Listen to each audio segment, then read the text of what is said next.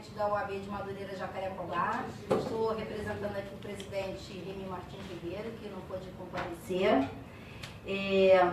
Gostaria de registrar aqui a presença do nosso secretário adjunto, Dr. Marcos Lacerda, do Dr. Márcio, tributarista, coordenador da OPD, e Dr. Francisco Tenório, que é o palestrante, diretor da ESA, que vai palestrar sobre o direito das igrejas e o lançamento do seu livro sob o mesmo título. Vou passar a palavra agora para o palestrante.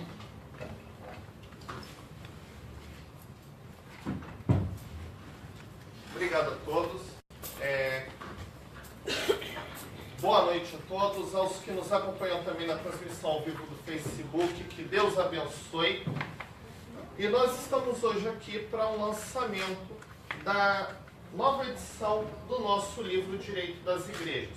Eu quero agradecer a presença de todos, a Ana, que está cooperando com a gente desde de manhã para arrumar aqui o auditório, a minha sócia, a doutora Renata Lima, minha contadora que está ali fora, Dr. Carlos também, meu sócio, meu parceiro de trabalho, e Dr. Márcio, que viabilizou esse evento com patrocínio da OPD. Que Deus abençoe. E, bom, sem perder tempo, eu queria falar com vocês aqui sobre o direito das igrejas propriamente dito. Tá? Como surgiu primeiro o curso e depois o livro.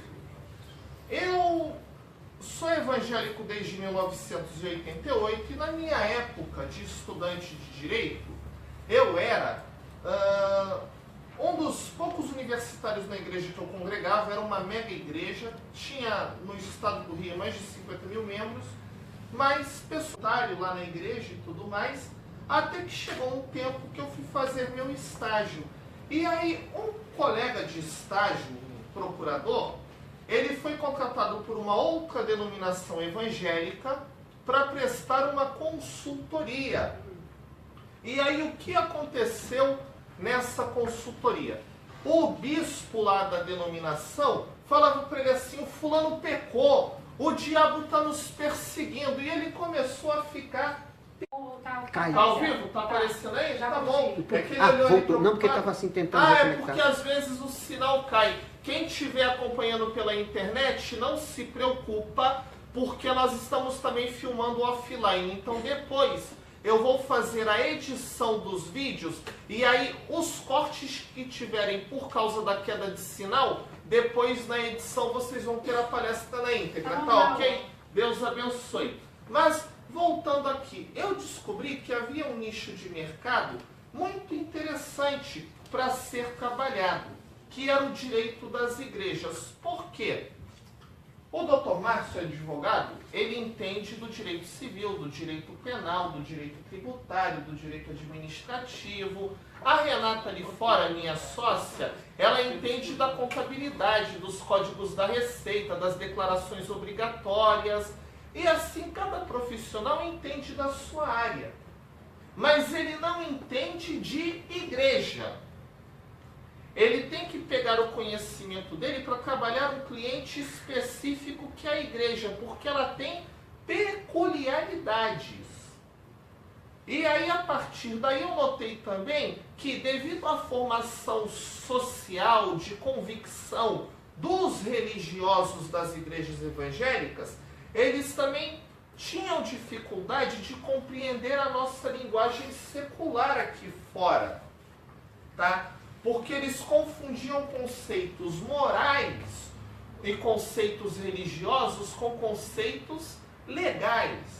Eu outro dia, por exemplo, numa audiência, um cliente pegou e foi falar da Bíblia na audiência, e o promotor era ateu, ele deu um fora no cliente. Eu até achei ele mal educado, o promotor, mas causa uma certa confusão. Então, o que eu procurei trabalhar? Eu tinha que conseguir criar uma disciplina que atendesse os dois lados. Os profissionais, não só os advogados, mas também contadores, administradores, jornalistas, que tinham que entender como aplicar o conhecimento deles à igreja. E 2, alcançar os pastores, os líderes de igreja, para eles entenderem a lei, as questões legais da sua igreja, na linguagem dele. Era esse o grande problema. E aí daí nasceu essa matéria, esse curso chamado Direito das Igrejas. Primeiro eu recebi um convite para montar um programa de uma pós, mas aí a pós não foi à frente porque o curso não é tão longo. Mas nós fizemos o curso de extensão. Na ocasião, nós lotamos esse auditório aqui com as 2 primeiras turmas. A Renata estava na primeira turma, a Ana lembra também, o Lino chegou a vir bater foto. O auditório lotou a primeira e a segunda turma porque foi lista reserva da primeira. As outras deram público normal e hoje nós já temos 7 turmas concluídas. 4 aqui pela OAB, 3 fora e temos mais 5 aí agendadas. E aí o que é o direito das igrejas? O direito das igrejas é uma ciência que estuda todas as questões jurídicas do direito civil, penal, tributário, administrativo, do consumidor, trabalhista, quando você tem uma igreja evangélica envolvida, seja no polo ativo ou no polo passivo. Então a especialização do direito das igrejas não é porque tem uma lei, e sim porque tem uma parte com características especiais. Eu costumo até causar um impacto em alguns alunos porque eu falo assim, eu estou dando aula de uma matéria que não existe, porque o que existe na verdade é você adaptar o direito civil, o direito do trabalho ao contexto sociocultural prático das igrejas. Tá ok? Conseguiram entender essa questão do conceito? Então, vamos avançar um pouquinho. Tá? Feito esse comentário, eu procuro na obra, os senhores que adquiriram e fizeram uma boa aquisição, tá? Vou puxar aqui uma sardinha para o meu lado, os senhores vão ver que eu trabalho vários pontos. E aí, quais são as questões importantes que eu quero comentar com vocês? A primeira, o advogado ou outro profissional, como a Renata que está ali fora, que é contadora, quando ele vai prestar serviço para uma igreja, ele é contratado, ele deve, tá, largar de lado todo o preconceito que ele tenha sobre questão de religião. E o pior de tudo, tá? Vou comentar aqui.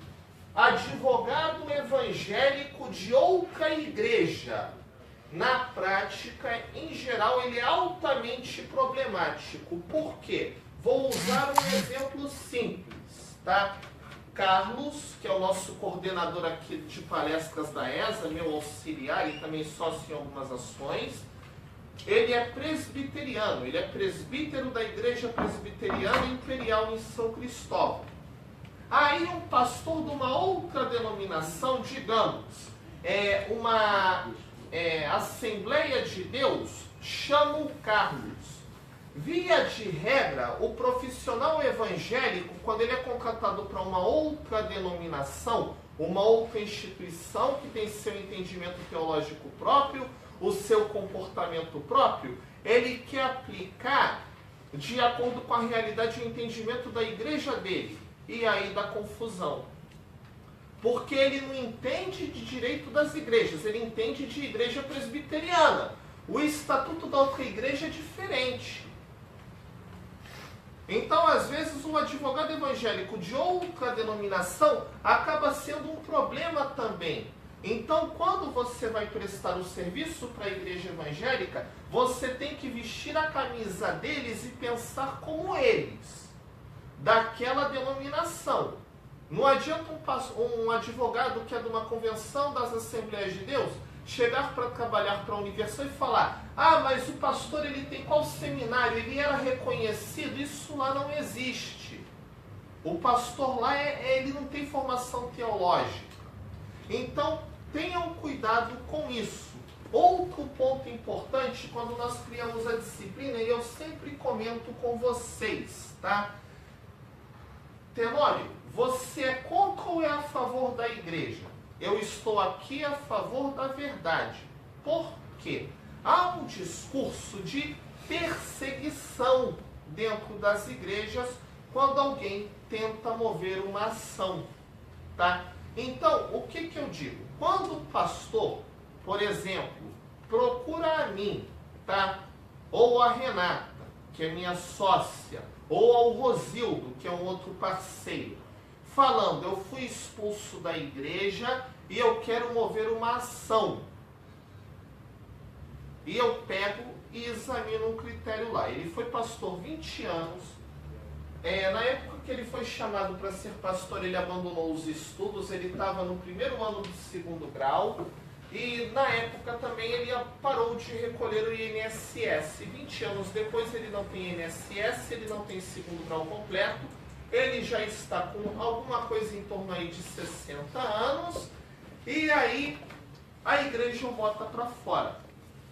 Eu entro com uma ação requerendo vínculo para esse pastor, requerendo o recolhimento de INSS. Eu sou inimigo da igreja ou eu estou defendendo um obreiro injustiçado? Porque a instituição, nós temos que ter essa visão, tá? Ela é composta de homens, e os homens falham.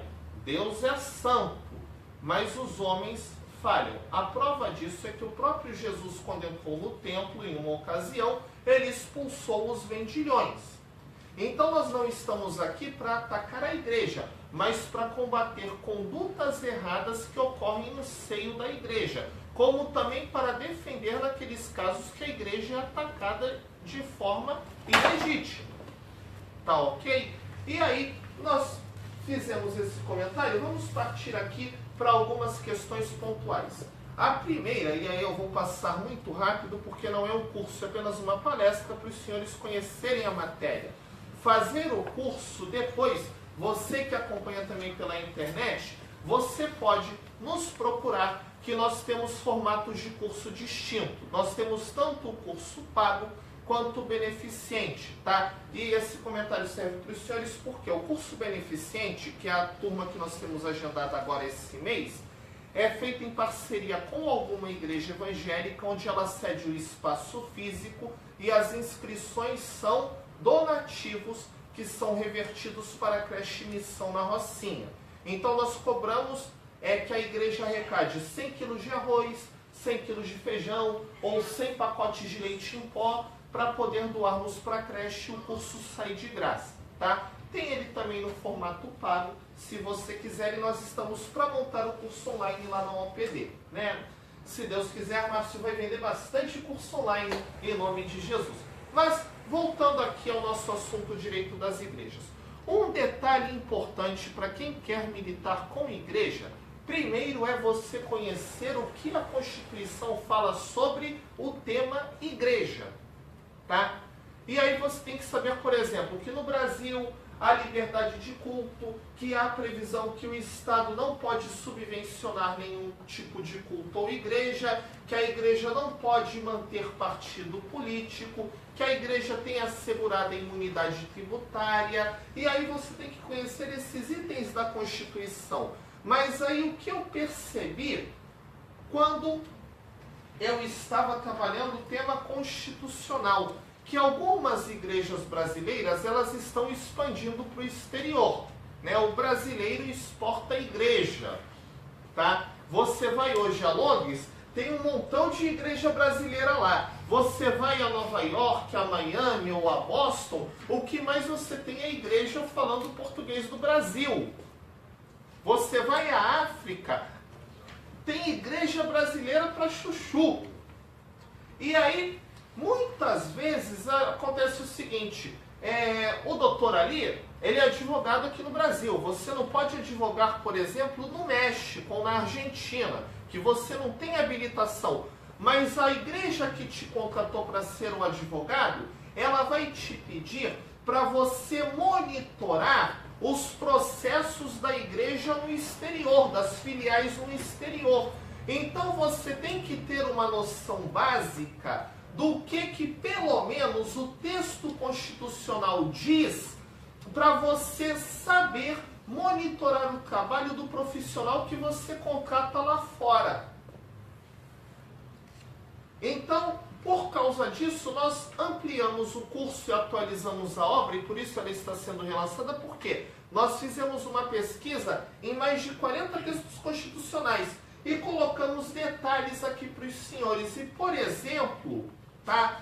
Nós pegamos um caso na Constituição da Argentina, que ela fala assim, tá, no seu preâmbulo, invocando a proteção de Deus, fonte da razão e da justiça. Um exemplo simples, a Constituição da Argentina fala que Deus é a fonte da razão e da justiça.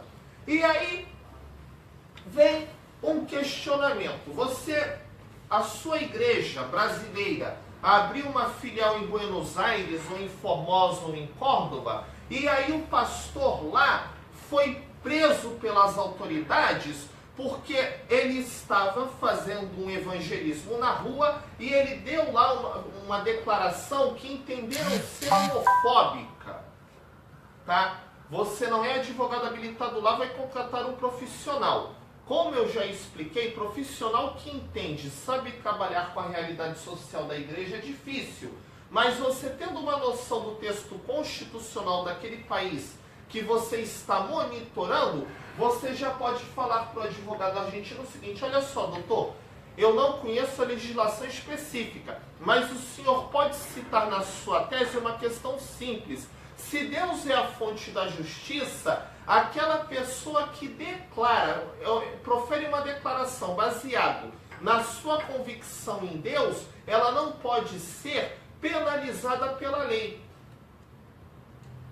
Porque a Constituição lá também fala dos valores da família, moral, ética. E como o preâmbulo fala em Deus, fonte da justiça, você pode usar isso daí para puxar uma tese de defesa e cobrar do profissional um bom trabalho. Tá batendo ibope, Janice, daqui a pouco vai sair. Gente, a Globo e a Record caiu e o Tenório no Facebook está em primeiro lugar no ibope, né? Mas pegaram o raciocínio da questão constitucional? É um ponto importante. Outro ponto interessante que eu encontrei pesquisando a Constituição da China.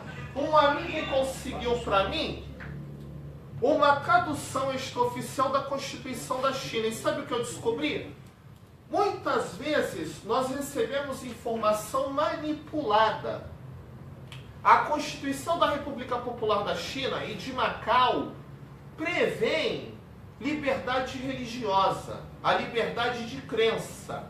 E aí a pessoa chega para você e fala: então por que tem perseguição na China? A liberdade de crença, de fé em Deus, é assegurada na Constituição de Cuba, da China e tantos outros países. O que há é uma regulamentação do Estado com relação ao funcionamento das instituições religiosas. E aí eu na pesquisa acabei descobrindo uma coisa a mais. Na China tem igreja que tem subsídio do governo para funcionar, mas não é porque é manipulada pelo Estado, é porque o Estado proíbe que a igreja, seja controlada financeira e administrativamente por instituição estrangeira. 2, que faça remessa, que é muito comum, igreja brasileira quando abre no exterior em geral, depois que cresce tem o envio de cota para matriz. Não pode. E 3, não pode envolvimento político. Então eles só dão a liberdade plena para quem está apenas para praticar a fé, exercer a fé.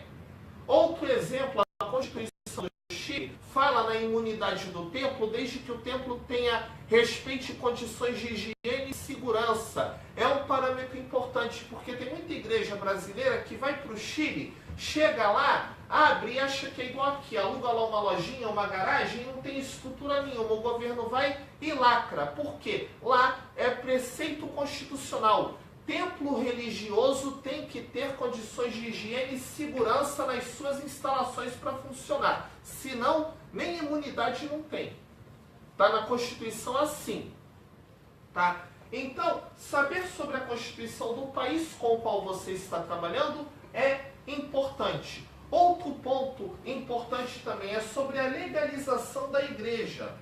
Muitas vezes nós ficamos falando: poxa, a igreja tem imunidade do IPTU, a igreja tem tal benefício, a igreja podia receber um dinheiro para um trabalho social, porque pode. O que o Estado proíbe é subvencionar cultos, mas vocês já devem ter visto parceria do poder público com algumas igrejas.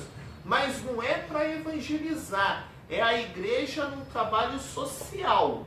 Quando você fala assim, a igreja, por exemplo, do pastor Marcos Pereira recebeu 400 mil do estado do Rio, não foi para poder ele pregar, fazer culto, é porque ele tem um trabalho de uma clínica de reabilitação e ele trabalha com a ressocialização de drogados e alcoólatras. E aí, para essas parcerias para fim social, a igreja pode fazer parceria com o poder público e receber verba para esse fim específico, o social, e tem que ser auditado. E as declarações, olha, são muitas e são chatas e burocráticas. Eu que trabalho com igreja há mais de 10 anos, não sei fazer. Tive que fazer sociedade com a Renata e a Márcia para poder conseguir organizar isso. Eu tenho que ter 2 contadoras para fazer, que é chato e burocrático, não é, sócia? É assim mesmo. Então, igreja, para ter os benefícios, ela tem que estar toda regular. Na obra, vocês vão encontrar lá um modelinho de ata e estatuto, mas um problema que eu observo, recorte e cola de internet. Não façam isso. Por quê? No recorte e cola, você pode pegar um estatuto que não tem a ver com a realidade social ideológica da igreja que você está legalizando, que é um serviço muito comum hoje para advogado, legalizar pequenas igrejas de bairro que estão sendo abertas, principalmente comunidades evangélicas. E aí, se você faz o recorte e cola, corre o risco do líder da igreja, por desconhecimento, adotar no dia a dia uma conduta de gestão diferente do que prevê o estatuto. E amanhã ou depois um fiel, por contenda, ele pode ler o estatuto todo que o líder nunca leu e descobrir que a administração está sendo feita de maneira irregular. E pode questionar judicialmente e pedir até um afastamento da diretoria e convocar uma assembleia para uma nova diretoria. Para a igrejinha miúda, não é problema. O negócio é que às vezes ela cresce problemática. O erro está desde a origem. E quando ela é grande e tem patrimônio, sempre tem alguém com interesse e tenta buscar essas brechas. Então, se atente aos elementos que a sua ata, o seu estatuto e o seu regimento interno tem que ter. Eles estão arrolados. Cuidado, para cada estado do Brasil tem norma específica, tá? Porque quem regulamenta o registro de pessoa jurídica são as corregedorias dos tribunais. Tá? Nos Estados Unidos, da mesma forma, cada estado tem sua norma para registro. Então, algumas coisas oscilam, mas os elementos básicos são os mesmos. Eles estão elencados com um esboço para vocês. Tá? Outro detalhe, não basta registrei minha igreja, tirei o CNPJ. Igreja tem obrigação fiscal. Ela tem que ter as declarações em dia. Eu, quando registrava a igreja sozinho, eu encontrava muito caso assim, eu tirava o CNPJ da igreja, aí 2 anos depois o pastor me ligava, poxa, Tenório, eu fui tentar abrir uma conta, meu CNPJ está cancelado.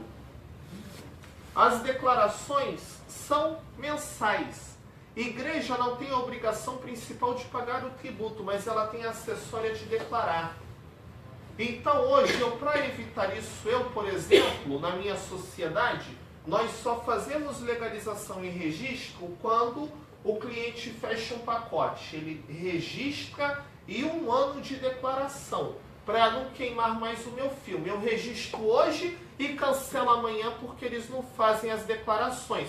Isso mancha o profissional. Cuidado! Vão te pedir, dá para você assinar o estatuto da nossa igreja aqui do bairro? O seu vizinho, a sua mãe, a sua avó, que está lá com um pastor que saiu de uma igreja revoltado, porque descobriu que tinha corrupção e fundou outra igrejinha no bairro. Tá rindo, Janice, mas é verdade. É muito comum. O bispo aparece lá com um Porsche e uma novinha, Flagram ele e botam no Face. Aí sabe o que acontece? A avó da menina ali que frequenta a catedral lá do tal do bispo fica revoltada. O outro obreiro também, o pastor auxiliar que ganhava salário mínimo. Aí o que eles fazem? Eles saem e vão começar um movimento novo, uma dissidência. Aí nessa dissidência, a avó dela vai, para poder não gastar, minha neta, dá para você assinar aqui pra gente? Eles montam aquele recorta e cola da internet. Não faça isso, pede vozinha, eu até dou de oferta para a igreja o meu trabalho, não vou cobrar, mas deixa eu fazer um estatuto organizado e ó, eu vou fazer, mas também arrumo uma contadora para manter as declarações em dia.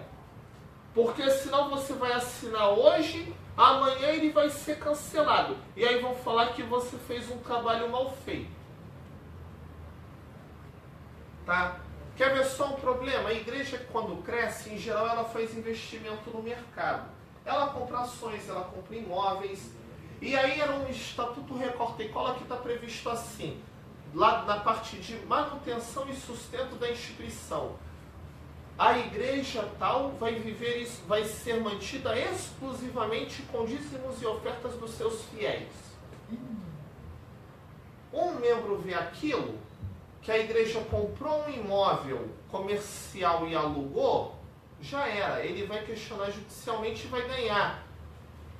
Porque é para viver só de dízimos e ofertas. Você não tinha previsão que ela pode ter investimentos e outras rendas. Vai dar problema.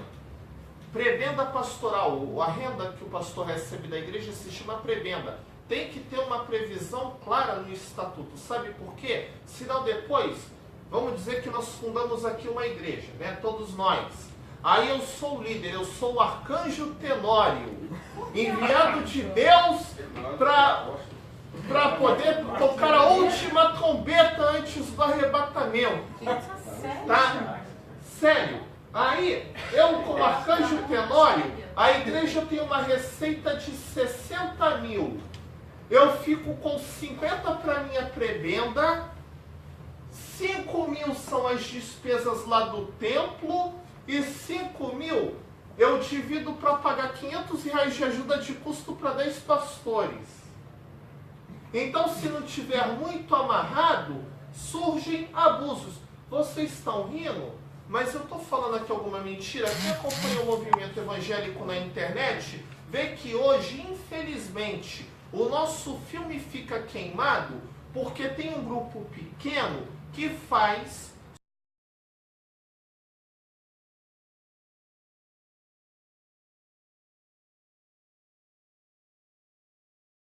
sujeira em nome de Deus. Como só que, infelizmente, é aquela situação. Tá todo mundo aqui bonitinho, de terno e gravata, todo mundo alinhado, elegante. Chama atenção? Alguém se destaca? Visualmente, não. Só eu que sou mais bonito. Né? Mas, se digamos, tá, entra agora alguém com um tênis amarelo, igual do Chapolin Colorado, uma sunga verde e um boné cor de abóbora, vai chamar atenção e vai dar ibope, porque ele está esteticamente errado. E o que tem acontecido no meio evangélico, infelizmente, nós temos igrejas com multidões de gente santa, gente de Deus, de fé, abençoada. Eu mesmo conheço uma igreja que ela deve ter hoje talvez 500 mil de membros, mas por causa de 4 filhos do líder da igreja e mais os netos dele que são moralmente corrompidos e financeiramente também, essa igreja está desmoralizada, porque ninguém vê o povo da igreja que é um povo de bem, o povo só vê o erro da liderança e não sabe separar. Ao invés de combater a corrupção dos filhos do líder e seus netos, combate a igreja toda. Falamos dela hoje. E aí, por causa disso, muitas vezes a história termina em pizza. Se você é chamado para defender um pastor que foi injustiçado por esse grupinho, foi explorado por esse grupinho, você tem que ter uma noção de que ação você vai ajuizar e contra quem. Você não pode fazer ataques de ignorante. Na política isso também é comum. Nós vemos lá um esquema de corrupção e começamos a fazer ataques. Bando de político ladrão, fora Temer, mas não tem fundamento, conteúdo na crítica que você faz. Aí o que acontece com falta de conteúdo, você perde. Para quem estudou argumentação jurídica, é uma matéria que eu dou aula e gosto muito de dar aula de argumentação jurídica. Qualquer hora eu vou montar um cursinho aqui de argumentação. Você vai descobrir um conceito que é o seguinte: existe um argumento forte e um argumento fraco. Então, num debate, ganha quem tem um argumento mais forte e é mais convincente. Nós, em geral, usamos ataques superficiais. E por quê? Porque nós não conhecemos a realidade sociocultural, a forma de pensar do nosso cliente e da parte adversa. Pegaram o raciocínio? Tá ok. Só que eu estou me alongando, e se o presidente estivesse aqui, ele ia fazer um comentário. Tá bom, mas para o advogado, para que isso serve para ganhar dinheiro? Não é? Eu também preciso ganhar dinheiro. Mas é a frase, não é, Janice? Ó, Remy, Deus abençoe. Nada contra você, mas eu sei que essa frase é sua. É dele, essa frase. É dele mesmo. Não é? Ele é dele. Para que serve para ganhar dinheiro?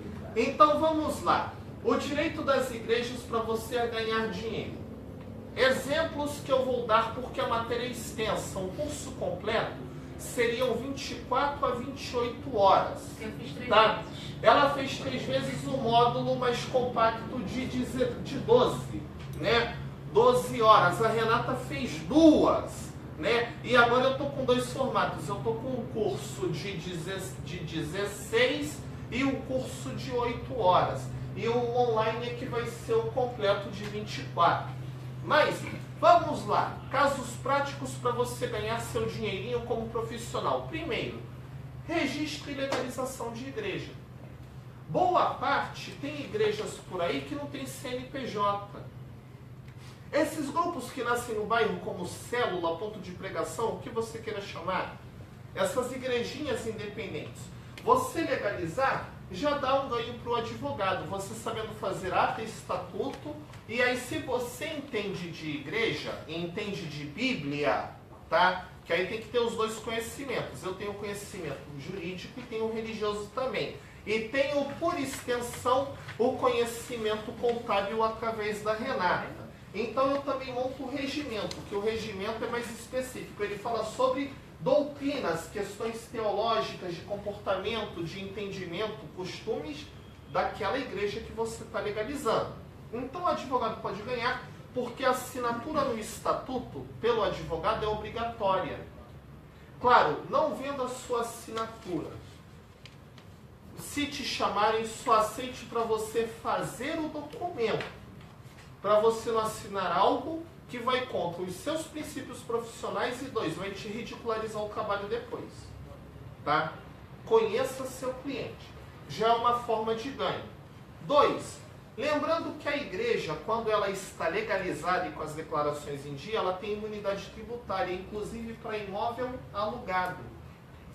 Pouca gente sabe, mas a Constituição, ela não discrimina a imunidade tributária do templo entre templo próprio ou alugado. Aquele projeto de lei, me desculpa, olha, Crivella, te amo, gosto de você, mas teu projeto de emenda de imunidade para a igreja alugada era apenas logo para a campanha, porque a Constituição nunca exigiu como pré-requisito para a imunidade que o templo fosse próprio. E muitas prefeituras não dão a imunidade, jogam alguma desculpa e cobram IPTU. Você, com mandado de segurança, você pode exigir a imunidade e mais. Pode botar uma ação se a igreja estava regular para receber de volta o que foi cobrado e pago indevidamente. Outra forma de ganho interessante. Isso aí defendendo a igreja. Outra questão interessante. Já é o ponto do advogado ganhar. Já é o ponto do advogado ganhar. Vou falar agora um nicho de mercado que envolve as igrejas. Você advogar para a igreja não é tão simples assim arrumar um cliente igreja, principalmente grande. As grandes igrejas hoje, que têm dinheiro para pagar, elas contratam poucos profissionais, mas elas têm muitos problemas. Só para vocês terem uma ideia, a coisa de uns 2 anos atrás, tudo bem, doutor? A coisa de uns 2 ou 3 anos atrás, no Rio, Só a Deus é Amor excluiu sumariamente, em uma única reunião, cerca de 170 pastores do estado do Rio. E pouca gente sabe, mas ministro religioso, ele pode requerer vínculo empregatício em alguns casos. Por quê? Em muitas das igrejas evangélicas, principalmente igrejas que nós chamamos de dono. O que é uma igreja de dono? É coisa ruim? Não. É aquela igreja que ela é gerida e todo o poder decisório dela é concentrado nas mãos de um líder ou um pequeno grupo. Pode ser uma pessoa honesta e ética ou não. Chamamos de dono porque ela tem, na prática, um dono, uma pessoa que cuida, que manda nela como se fosse uma empresa que tem um dono, um sócio majoritário. Tá? Exemplos de igreja de dono. Universal do Reino de Deus, que o Bispo Macedo é o líder e controla tudo com o grupo dele. Graça, o R. Soares, que é um cara honesto, eu gosto dele, tenho amizade por ele, mas é uma igreja com conceito de dono. Paz e Vida. A própria Assembleia de Deus de Madureira, em um certo grau, se enquadra no conceito de dono, porque a família do Manuel Ferreira concentra o poder decisório. E assim vão outras igrejas, a Plenitude, algumas outras não são de dono. Por exemplo, a Igreja Batista Presbiteriana, porque não tem um líder único com poder de decisão. Elas têm o poder ali diluído, disperso entre as suas congregações, os conselhos, os sínodos e tudo mais. Então, nessas igrejas de dono, voltando à questão, em geral, nós identificamos nos pastores e obreiros o conceito de empregado, que ele tem pessoalidade, habitualidade, remuneração e qual é o outro que eu esqueci? Subordinação. E em geral ainda tem um outro elemento, a configuração de fim lucrativo, quando ele tem meta de faturamento para envio para uma matriz ou sede. Então aquela igreja, aquele templo filial, ele tem jornada de trabalho, ele tem remuneração, salário fixo, subordinação, habitualidade, ele tem cota. Se ele não apurar, olha para mim, porque eu preciso do seu olhar. É assim, quando alguém conversa, tá? Se for mulher, eu canto olhar para mim. Se for homem, eu falo, fica quieto, vai perder ponto. Né?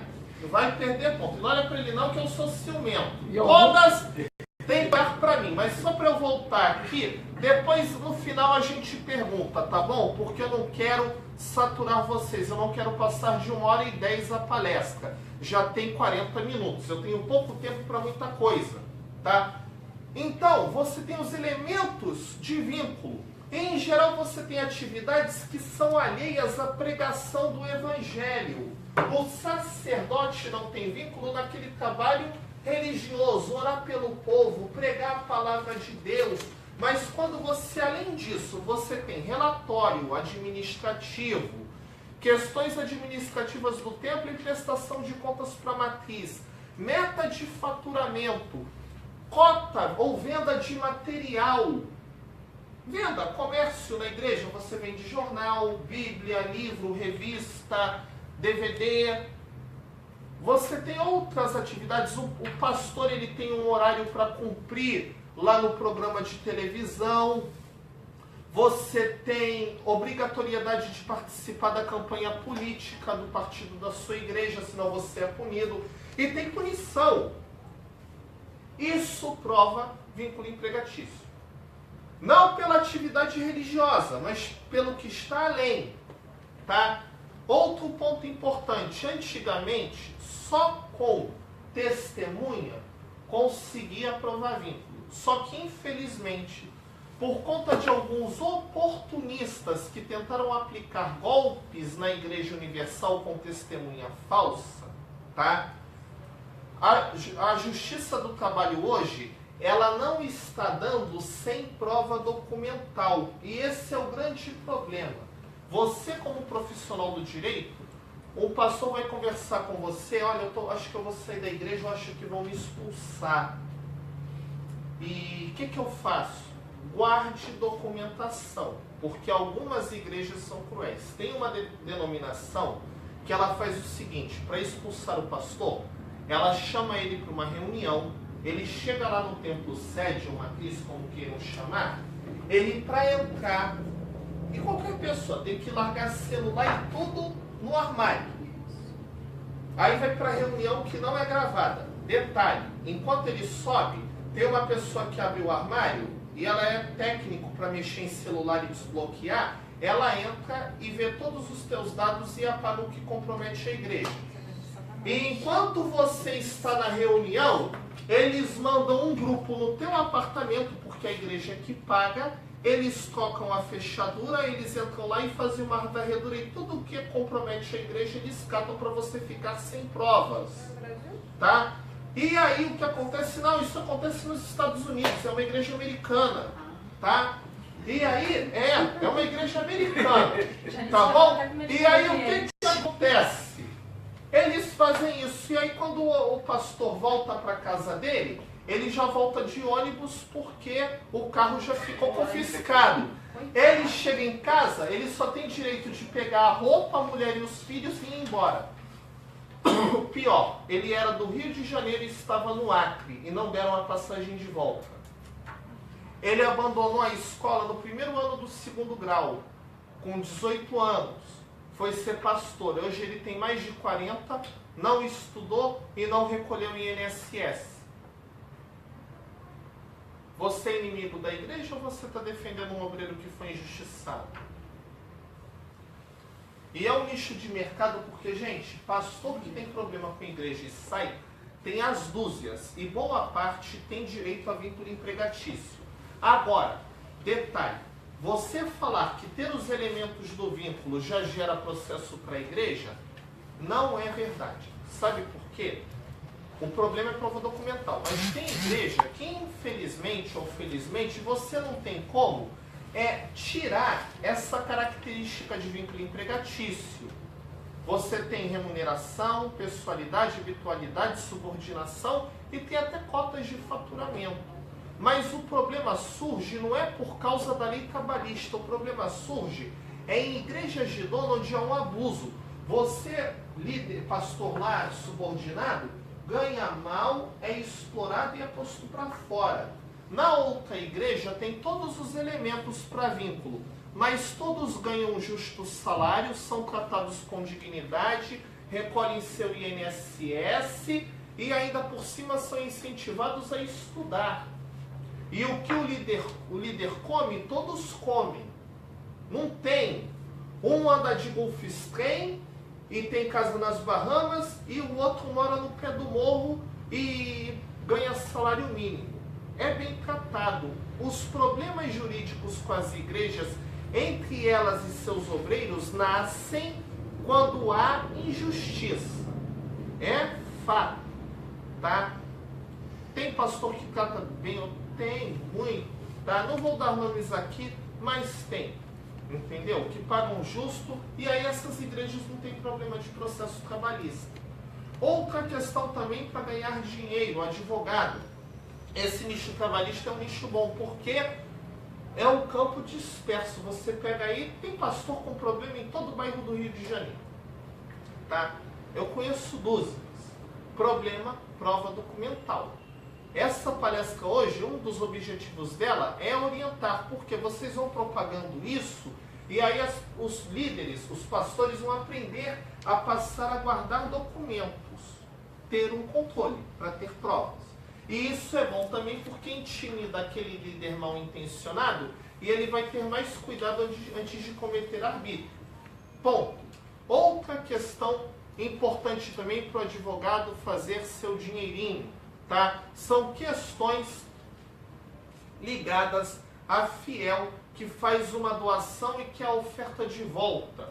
Isso é possível? Infelizmente, nós temos alguns casos extremos, mas para isso o que acontece? A pessoa em geral, os precedentes que nós temos, ela foi induzida a doar, mas não é aquela indução assim, vem cá na frente, dá tanto, se você der, Deus vai abençoar. Foram doações direcionadas. O pastor da congregação sabia que você tinha 80 mil na poupança e que você estava com uma pessoa da família com câncer. E ele ia na sua casa, ele te chamava na igreja, orava por você falando, faz o sacrifício que Deus vai curar teu parente. E você deu e o teu parente morreu. E você tem prova porque você transferiu da sua conta para a conta da igreja, então tem no teu extrato, porque ele queria bater meta para ser promovido para uma igreja maior que paga mais. Nesses casos específicos, nós já temos alguns precedentes que a pessoa conseguiu, além da oferta de volta, a indenização. Caso também da pessoa, dá tudo que você tem que você vai virar um milionário, Deus vai te dar 10 vezes mais. E aí a pessoa deu o carro, a casa e a poupança e ficou na rua. Se ela perdeu a subsistência, ela teve prova que doou, porque ela transferiu documentação, consegue. Tá? Não é doação espontânea, induzida, gera processo. Outro caso também interessante para vocês pensarem, tá? Questão de dano moral. O líder que ele chega no altar da igreja dele, está lá no estatuto ou no regimento. Mundano! Crente que vai para a praia mundano! Já viram? E aí, o líder, ele não cumpre o que está no estatuto da igreja dele. Ele é flagrado em Miami de sunga com uma novinha de fio dental. E ele é casado. Tá? Caso verídico, eu conheço esse cara. Entendeu? Mora em São Paulo. Né? Ele tá botando lá um capacete na esposa com uma novinha em Miami. Toda semana fazia isso. Pregava sexta, domingo, segunda ia para Miami no voo da TAM, voltava no voo da quinta. E aí é flagrado. Cabe dano moral? Cabe, tá? E se o advogado for bom, ele pode questionar, inclusive pedindo a destituição desse líder, tá? Porque ele está violando norma do estatuto e do regimento, tá ok?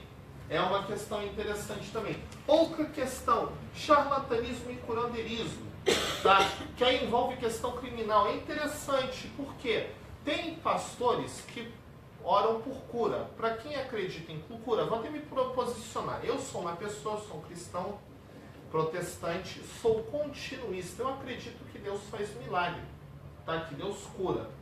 Mas aqui, como a palestra é laica, eu não vou falar para vocês, olha, você tem que acreditar igual a mim. Você pode não acreditar em milagre, mas se o seu cliente chega para você, um pastor, e fala, olha, eu estou sendo processado aqui como charlatão ou curandeiro, o senhor me defende? Você vai ter que ter, como eu falei, o entendimento dele sobre milagre e cura para você defendê-lo. E aí o grande exemplo foi o missionário Manuel de Melo, porque ele orava por curas e milagres. E como eu acredito em milagre, eu vou contar na minha visão cristã. Aconteceu o caso dele estar na Praça da Sé e orar por um aleijado, o aleijado sair andando, tá? E aí a polícia ia e prendia, dizendo que ele era charlatão. Mas ele, por ser uma questão de convicção e não ter sido provado que ele cometeu uma conduta charlatã, nunca conseguiram provar que foi um falso milagre. Ele conseguia ser absolvido. Quando você pega um cliente desse, você tem que saber filtrar para fazer a sua defesa. Porque, infelizmente, tem dois tipos de líder que falam de milagre. O que fala por convicção porque ele acredita e é homem de Deus, e o que faz sensacionalismo para ter ibope, encher a igreja para ganhar dinheiro. Tá? E aí eu conheço um caso de uma pessoa muito famosa, que na igreja dele, você vira e mexe, você vê gente levantando de cadeira de roda. Mas é falso milagre, que eles têm um esquema lá assim, é uma igreja multitudinária, e aí a pessoa entra no templo, é idoso, Então ela entra rastejando. Ou então ela está puxando de uma perna, está fraquinha, essas coisas assim. Entra com uma bengala.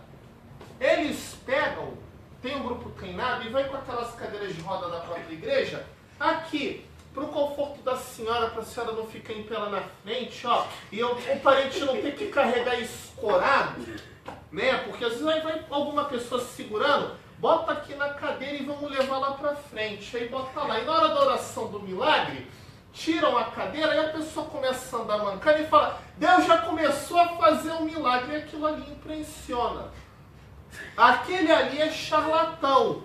E aí aquele ali tem que ir para a cadeia. Mas se você for contratado por ele, você vai ter que saber que para provar a exceção de fé é mais difícil. Por quê? Porque ele faz uma coisa que ele não acredita, ele faz consciente. Defender pastor acusado de charlatanismo e curandeirismo, se ele não for homem de Deus, realmente que ora Deus cura, porque é um homem santificado e tudo mais, for charlatão, cobre caro, tá? Cobre caro para você contratar uma assessoria, tá bom? Forte, e também contratar umas testemunhas, assim, catar gente para poder falar, não, eu fui curado da oração dele, porque aí tem que arrumar umas pessoas para falar isso. Porque senão ele vai para a cadeia, não tem como. É um mercado também. Questão de imunidade tributária. No livro vocês vão ter detalhes, mas eu queria apenas comentar. Há muitos casos de abuso hoje em dia. Dos dois tipos. Pastores que criam igrejas e botam bens no nome da igreja para sonegar tributo, fato muito comum, e aí você tem abusos.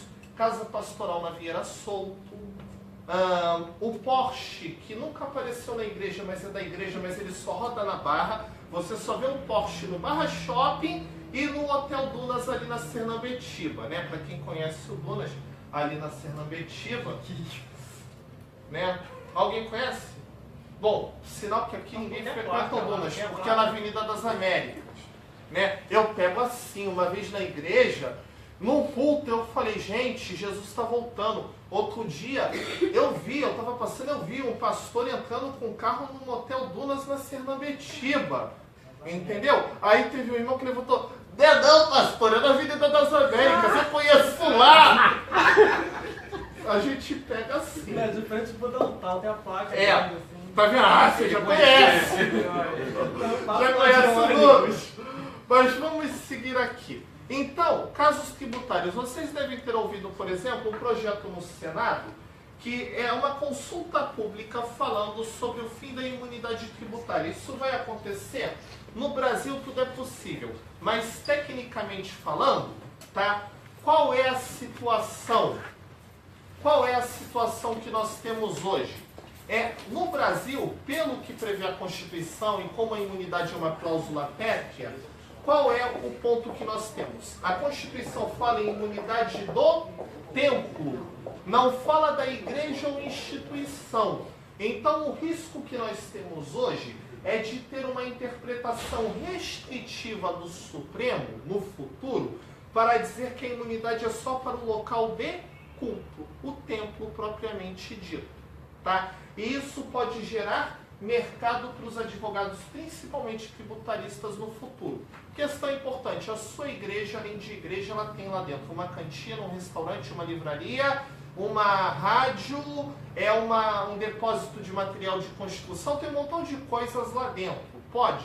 Tecnicamente não. Na prática todo mundo faz vista grossa, mas a imunidade é para atividade religiosa, sem fim lucrativo.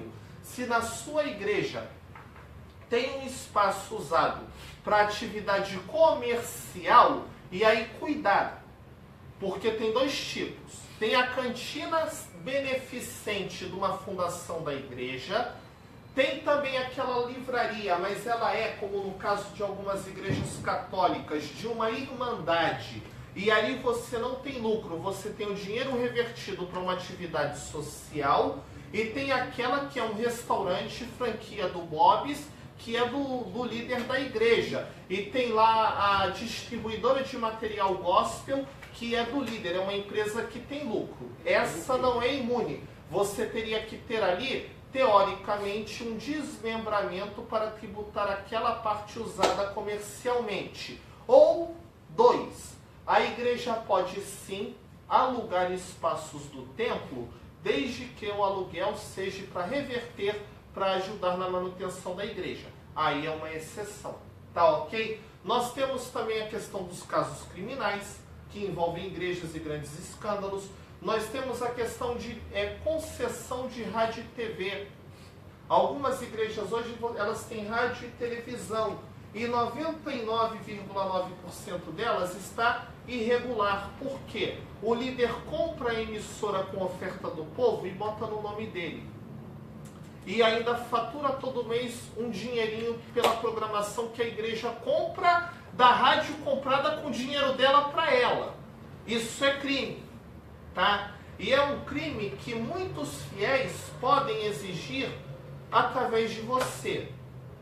Porque o correto, está explicado no livro, é você criar uma fundação para poder essa fundação ter a concessão do canal, que é um canal sem fim lucrativo equiparado a uma TV educativa, tá? Mas eles burlam, falam do artigo 222 da Constituição para induzir o fiel a erro. E o pior, tem profissional do direito que aceita ganhar dinheiro para ir no altar da igreja na reunião de pastores para dar essa explicação do 222 deturpada para justificar por que a liderança da igreja tá no nome dela um canal de TV que vale mais de 100 milhões de reais. Tá? É um caso também interessante. Questões de direito de família envolvendo igreja. Homossexualismo envolvendo igreja. Como é que nós lidamos hoje com isso? São questões que os senhores vão ser questionados pelos seus clientes no futuro. Como você vai trabalhar esses pontos? Outro problema, dano moral. Eu chego, por exemplo, no meio do culto, tá aquela garota lá, loira, linda, boazuda, e viro para ela e falo: fulana, sua Jezabel adúltera, tá excluída da minha igreja. Gera dano moral? Gera. Ela ganhou 50 mil reais. Tá? Porque fizeram isso com ela num culto lotado. Diferente é eu chegar e pregar no altar contra o adultério, falar que o homossexualismo é pecado. Eu tenho que saber separar as condutas. Uma coisa é eu atacar individualizando. Seu homossexual, seu adúltero. Outra coisa é eu pregar contra as condutas que eu não concordo por causa do meu entendimento da palavra de Deus. Às vezes é uma consulta que você vai dar para um pastor para evitar problema. Tá? E assim nós temos outros pontos mais para explorar. Deixa eu ver aqui alguma coisa que dá para eu falar aqui rapidinho, porque o nosso tempo já está se exaurindo. Tá? Tem sim o problema de pseudo-perseguição religiosa. Vou dar aqui um exemplo simples, tá? A igreja comprou um cinema e esse cinema era tombado pelo patrimônio histórico municipal, estadual e federal. E aí, ela pegou e ao invés de conservar o imóvel, depois de alguns anos ela fez uma obra, descascou tudo e danificou a parte histórica do prédio. Arrancou as molduras, fez um altar diferente, mexeu na fachada. O Ministério Público entra com a ação, interdita e pede para desapropriar o imóvel por dano ao patrimônio histórico. Aí quando lacra a igreja, o líder fala: é o diabo! É o demônio se levantando contra a obra de Deus. Aí aparece um político oportunista: vota em mim, irmão, porque eu vou defender essa obra. É perseguição ou estão combatendo uma conduta ilícita? Não tem conduta ilícita da instituição da liderança? É uma questão a se pensar. O problema também de ilegalidade em remessa de dinheiro para o exterior. Nós temos esquemas de lavagem de dinheiro hoje, infelizmente. Nós temos hoje uma questão jurídica forte que não está sendo divulgada. Nós temos um precedente no Brasil, no exterior tem vários, mas no Brasil tem um. Intervenção judicial em uma igreja. Um membro denunciou um caso de desvio numa igreja no Espírito Santo, a Maranata, e o Ministério Público pediu uma intervenção e conseguiu uma intervenção judicial na gestão da igreja. Você é contratado por um grupo de fiéis que descobre um caso de corrupção dentro de uma instituição religiosa. Pode pedir intervenção? Pode. Esse caso não está sendo divulgado porque o lobby das grandes igrejas que têm condutas similares àquilo que foi atacada lá é forte para as pessoas não saberem e não nos alcançarem também. É um caso que nós trabalhamos no livro para conscientizar.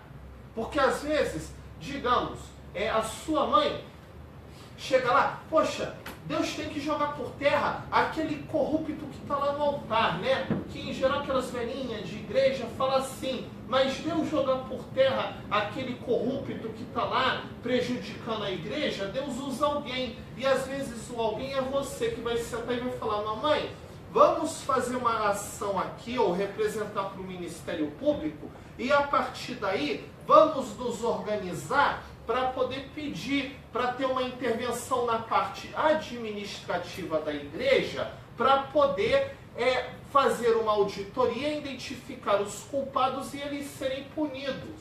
Porque a igreja é santa, Deus é santo. Nós temos que combater os que estão agindo errado dentro da igreja de Deus.